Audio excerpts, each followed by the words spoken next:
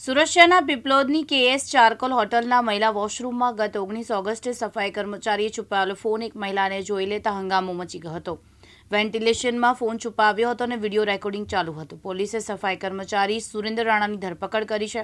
આરોપીને પાસા હેઠળ ભુજ જેલમાં મોકલી આપ્યો છે। પોલીસ તપાસમાં જાણવા મળ્યું કે સુરેન્દ્ર મહિલાઓની જાણ બહાર તેના વોશરૂમમાં ઉપયોગ સમયની અંગત પળોના વિડીયો પોતાના ફોનમાં રેકોર્ડ કરી લીધો। બાદમાં તે રૂમ પર જઈને રેકોર્ડ થયેલા વિડીયો જોતો અને એમાંથી મહિલાઓને ફોટાના સ્ક્રીનશોટ પાડી લેતો।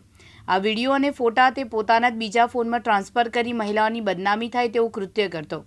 સુરેન્દ્રનું આ કૃત્ય સાયબર ક્રાઇમની ગંભીર શ્રેણીમાં આવે છે। કેએસ ચારકોલ હોટલમાં સફાઈ કર્મચારી તરીકે કામ કરતો સુરેન્દ્ર ભુવનેશ્વર રાણા ઝારખંડના કોડર જિલ્લાનો વતની છે। હાલ સુરતમાં શ્રમજીવી સોસાયટીમાં રહે છે। રેસ્ટોરન્ટમાં લેડીઝ વોશરૂમની એક્ઝોટ જાળીમાં પાછળ મોબાઈલ ફોન ગોઠવ્યો। આ ફોન એવી રીતે સેટ કરવામાં આવ્યો કે વોશરૂમમાં ઉપયોગ કરવા આવતી મહિલાઓના અંગત વિડીયો રેકોર્ડ થઈ જાય। ઉમરા પોલીસે આરોપી સુરેન્દ્ર રાણા વિરુદ્ધ પુરાવા એકત્રિત કરી પાસા હેઠળ અટકાયત કરીને પ્રોપોઝલ તૈયાર કર્યો છે।